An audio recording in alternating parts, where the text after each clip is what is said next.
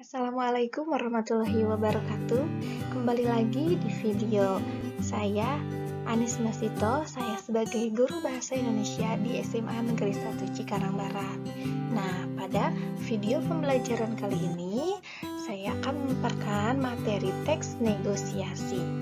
Negosiasi ini merupakan materi yang dipelajari di kelas 10 semester 2. Selamat menyaksikan.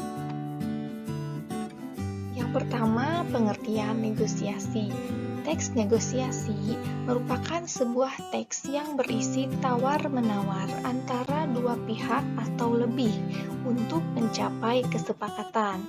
Teks negosiasi juga bisa diartikan sebagai teks yang berupa interaksi sosial yang berfungsi untuk mendapatkan kesepakatan bersama di antara pihak yang memiliki tujuan atau kepentingan.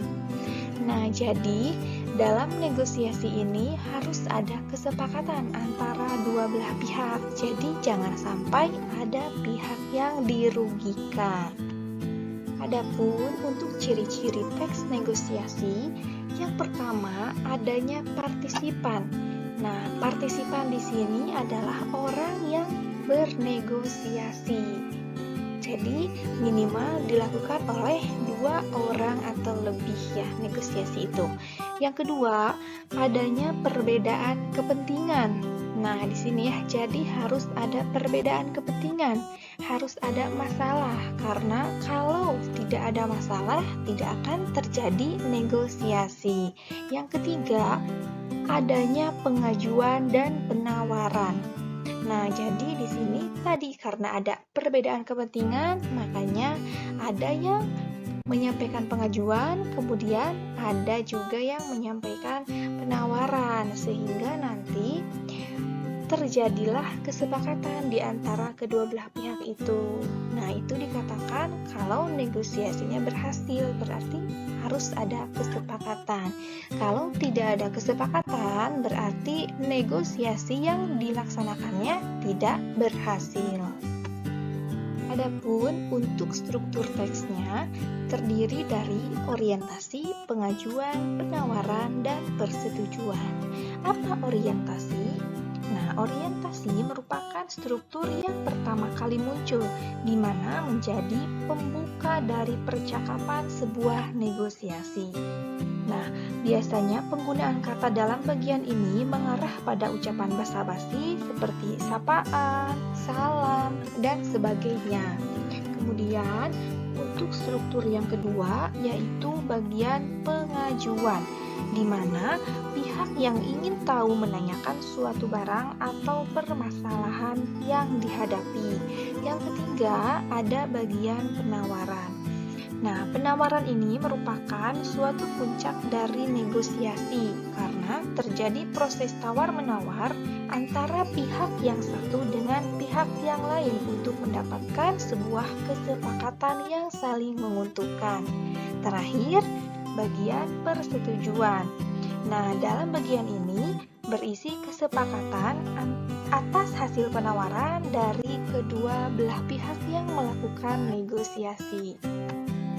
Untuk kaidah kebahasaannya, yang pertama menggunakan kalimat persuasif. Nah, kalimat persuasif ini merupakan kalimat yang mengandung makna mengajak atau membujuk. Nah, biasanya dalam kalimat ini bertujuan untuk mempengaruhi orang yang diajak bernegosiasi supaya mau memenuhi keinginan kita. Yang kedua, menggunakan bahasa yang santun. Nah, contohnya bisa dengan penggunaan kata maaf, bolehkah, tolong, silahkan, dan lain sebagainya ya. Yang ketiga, menggunakan kalimat deklaratif. Nah, kalimat deklaratif ini merupakan kalimat yang diutarakan dalam bentuk pernyataan. Nah, contohnya, Bang, buah yang dijual ini belum begitu matang. Seharusnya harganya bisa lebih murah. Nah, di sini ya, jadi ada argumen kita untuk meyakinkan si lawan bicara supaya mau memenuhi keinginan kita. Ya, mau menyepakati negosiasi yang kita tawarkan. Kemudian yang keempat, menggunakan konjungsi atau kata penghubung. Nah, contohnya ada kata walau, begitu, meskipun, walaupun. Contohnya, walaupun barang ini buatan lokal, tapi desain dan bahannya cukup bagus loh. Nah, itu ya contohnya. Yang terakhir, menggunakan bahasa tuturan. Nah, bahasa tuturan di sini merupakan pasangan tuturan atau dialog. Nah, dialog ya atau percakapan yang terjadi antara dua orang atau lebih. Misalnya, ada yang mengucapkan salam, ada yang menjawab salam. Ada yang bertanya dan ada yang menjawab pertanyaan ya. Jadi ada timbal balik interaksi antar kedua orang yang melakukan negosiasi tersebut. Adapun langkah-langkah ketika kita akan menyusun sebuah teks negosiasi, yang pertama yaitu menentukan tujuan terlebih dahulu. Nah, tujuannya negosiasi ini untuk apa? Yang kedua, menentukan pihak-pihak yang berkaitan. Yang ketiga, menentukan konflik atau permasalahan yang akan dinegosiasi itu tentang apa. Yang keempat, menentukan solusi dalam penawaran. Dan yang terakhir, menentukan model kesepakatan.